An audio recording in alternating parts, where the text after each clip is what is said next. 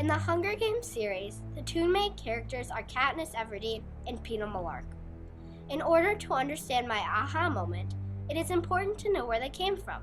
Peeta, sometimes called the boy with the bread, and Katniss, the girl on fire. Knowing this was just the beginning of my analysis, which led to a larger understanding.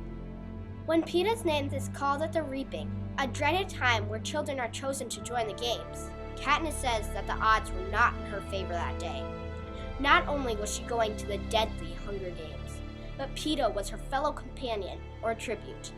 But before all this, before the Hunger Games, Peeta had actually saved her life. It had been after her father's death. Katniss had been starving and so tired. Katniss was in front of Peeta's bakery when she slumped down a tree. Suddenly, she heard a cry.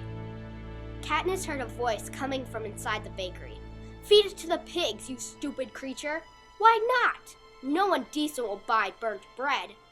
A slap followed right after, and Peeta emerged on the porch. He had a red mark on his face, and he had 2 pieces of burnt bread in his hands. He gave the first one to the pigs, then quickly glanced behind him. He then threw the second one to Katniss. He then walked back inside. Katniss ran home, and she and her family ate a decent meal for a long time. This small act saved her.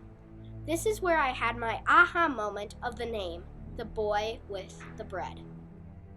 Peeta is a type of Middle Eastern bread. Though his name is spelled with 2 E's instead of an I, it is the same pronunciation. This little thing symbolizes so much more than a name. It shows that the girl on fire would never be here to keep Prim, her little sister, and her mother alive. Katniss Everdeen wouldn't have been able to save Panem from the iron fist of evil President Cornelius Snow. This is the importance of the boy with the bread.